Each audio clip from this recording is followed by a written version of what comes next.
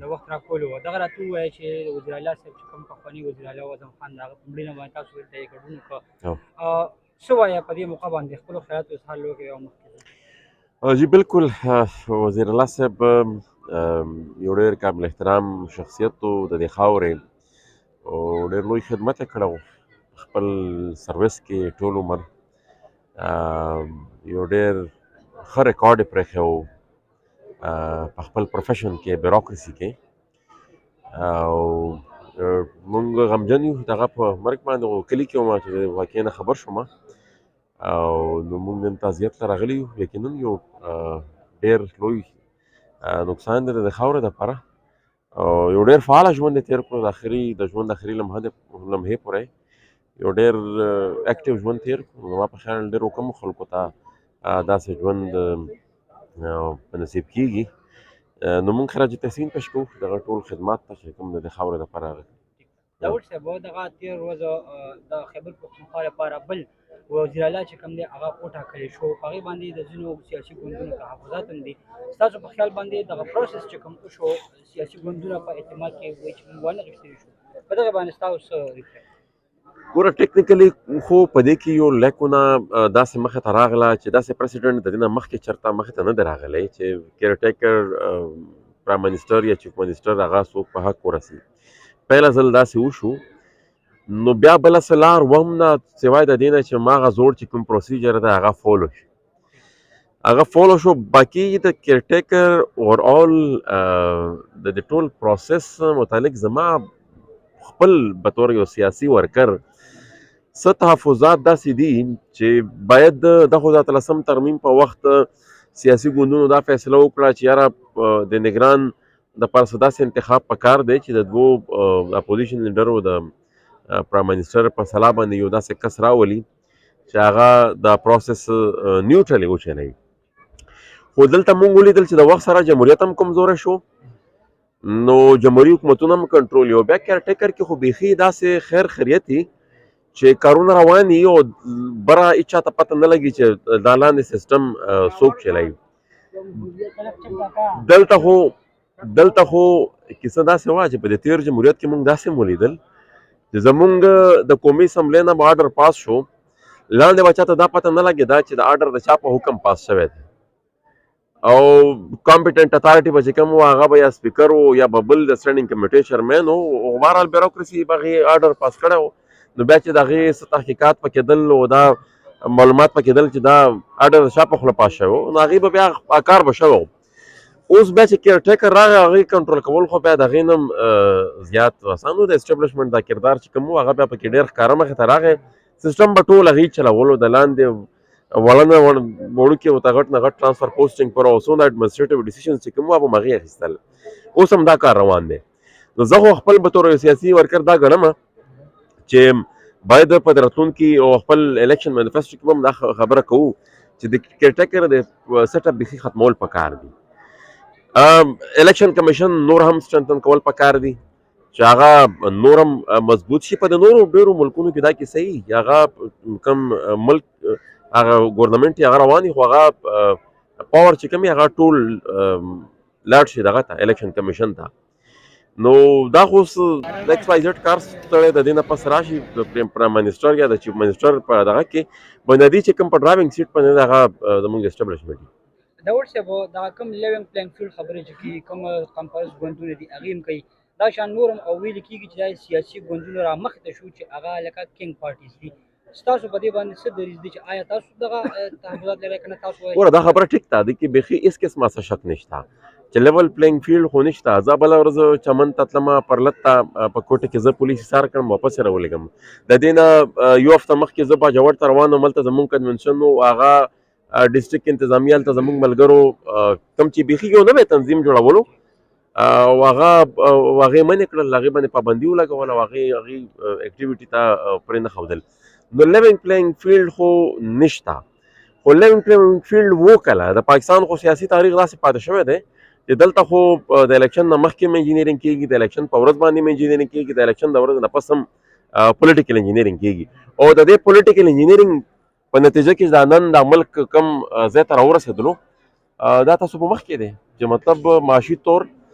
کولاپس طرف ته روان دی. سیاسي طور ستا پوزیشن دغه دی، پارلیمنټ ته بالکل ډسفنکشنل کو، نوره بیوروکراسي دې بیخي ډسفنکشنل کړه، سیسټم دې چلیږي. او که دغه تسلسل مخکې هم دغه شانتې روان وي، دا نظام به کېني، دا ملک داسې نشي چلېدی. اخري پوښتنه کوم چې اکثر په دې قام پرست سیاسي ګوندونو باندې یا خصوصا په تاسو باندې دغه ګوتې اوچتېږي چې یاره د کوم افغانستان تلونکو کډوالو دغه کومه پروسه روانه ده، په دغه کې تاسو ډېر واضح دریځ دی چې هغه ښکاري. خو دلته کې ویل کېږي دا چې دا په قانوني توګه باندې دلته کې میشتو او هلته کې امن راغلی بقول د دوی چې اوس هغې هلته کې لاړ شي، خو تاسو وایئ چې یاره دغه ورسره زیاتې کېږي. دغه تاسو څه جواب وایئ؟ ګوره دوه کیسې دي. یو خو د دې په خپل سټیټمنټ کې کانټرډکشن دی. د دې چې کومه خبره کوي چې هلته امن راغلی دی، نو دا نن پرون چې د دې آصف دراني صاحب بیان راغلی دی که نه، چې زموږ د ټي ټي پي او د امارت اسلامي په منځ کې چې کوم تعلق دی، دا زموږ دپاره یو ډراونه خوب دی. دا په ټریبیون کې دا یو اخبار کې یو سټوري راغلی ده، نو دا خو په خپله دې دغه کیسه کانټرډکټ کوي چې داسې کیسه نشته چې هلته امن راغلی دی. هلته چې په تېر پولیس کې څوک پاتې شوي وي، په تېر حکومت کې څوک پاتې شوي وي، هغوی ته ژوند ته خطره ده. بل مونږ خو سپریم کورټ کې یو کیس هم کړی و، هغه هغې بدقسمتۍ سره واپس کړو. هغه کې دا خبره مونږ تپوس کړی سپریم کورټ نه چې سپریم کورټ ته د دې خبرې وضاحت وکړي چې آیا د کیرټیکر سره دا مینډیټ شته هم چې دا دونه غټه فیصله وکړي؟ آیا د 45 کالو نه چې کوم خلک دلته پراته وو د هغې بېرته واپس لېږلو چې کومه فیصله وه، دا د کیرټیکر اختیار دی؟ د ده اختیار خو صرف دونه چې ته په الیکشن کوې، الیکشن پروسس کې چې کوم ایډمنسټریټیو میجرز دی هغه به ته اخلې. نو دا د سره اختیار هم نه دی. بل په دې کې به د افغانستان ګورنمنټ ته ان بورډ اخلې، په دې کې به ته UNHCR ان بورډ اخلې، او دې کې الریډي یو ټرایپارټایټ اګریمنټ شوی هم دی د نواز شریف په وخت کې چې په هغې کې افغانستان حکومت هم و، پاکستان حکومت هم و، او UNHCR هم وبګې. اوس هلته نه یو نماینده حکومت شته او نه ته چې کوم د نماینده حکومت یې، نو په کوم بنیاد دونه یوه لویه فیصله ته اخلې؟ بل ایلیګل ته څه ته وایي؟ دې کې ډېر خلک داسې دي چې PR کارډ دي ورسره، ډېر خلک داسې دي چې هغې سره افغان سټیزنشپ کارډ دی، هغه دې ادارو ورکړي دي، UNHCR ورکړي دي. او اوس چې د 15 اګست نه پس چې کوم خلک راغلی دی هغې هم رجسټرډ دي د UNHCR چې کومه یو NGO ته یو کار سپارلی دی، شارپ هغې سره دا ټول رجسټرډ دي، او هغې دلته د پناه درخواست الریډي جمع کړی دی. نو موږ د سپریم کورټ نه د دې شي غوښتنه هم کړې، شاید تاسو د دې شي وضاحت وکړئ چې دا خلکو واپس لګولو تاسو سره قانوني اختیار هم شته او د دې حکومت سره که نشته. بله خبره، اسلام آباد های کورټ یو ججمنټ راغلی دی، په هغې کې هغې ښکاره دا خبره کړې ده چې کوم بین الاقوامي قانون که ته پرې سخت هم نه کې، خو بهرحال یو بین الاقوامي قانون دی، هغه ته تابع د هغې منلو. ما سره د خارجه امور کمیټي وه، د هغې نه مونږ کلیرلی دا ریکمنډیشن ورکړي وو، د هیومن رایټس کمیټۍ نه دا ریکمنډیشن ورکړي وو چې پاکستان باید ریفیوجي کنونشن ساین کړي. نو چې کوم متعلقه فورمز دي هغې طرف نه هم دا ریکمنډیشن تللی دي، د ساده عدلیه فیصلې هم دي،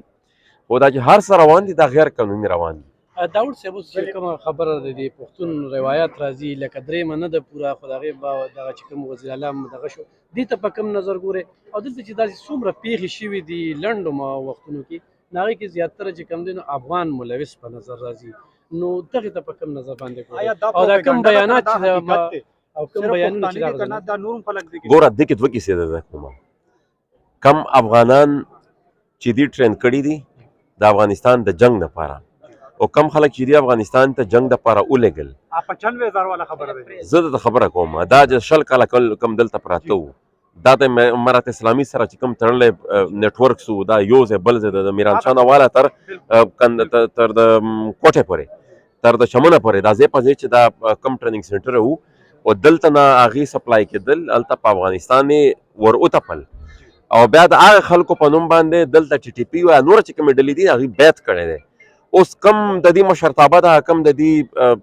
برینز دي، هغه خو اوس هم پروټوکول انجوای کوي، د هغې یو رسید چې کوم دی په هغې باندې چې هلته نه کم خلک راشي، هغه تر کراچۍ ځي، هغې نه هېڅ قسمه تپوس هېڅوک هم نشي کولی. پرابلم دا دی چې د عام غریبان افغانان دلته چې چا مزدوري کوله، دلته چې چا رڼې لګوله، اوس ګوره دا خو موږ په دې وار اون ټیر کې دونه تجربه وشوه چې د ټوټل پوره کولو دپاره په هر چا چې هر قسمه الزام ولګولو، بس دنیا ته دا وښایي چې وره دا عمل دلته شوی او دا هم د مکه شوی او په دې کې دا کس ملوث و، د هغې نوره هېڅ قسمه انویسټیګیشن نه وي، بس هغې باندې هغې ځان خلاص کړي. ښکاره خبره ده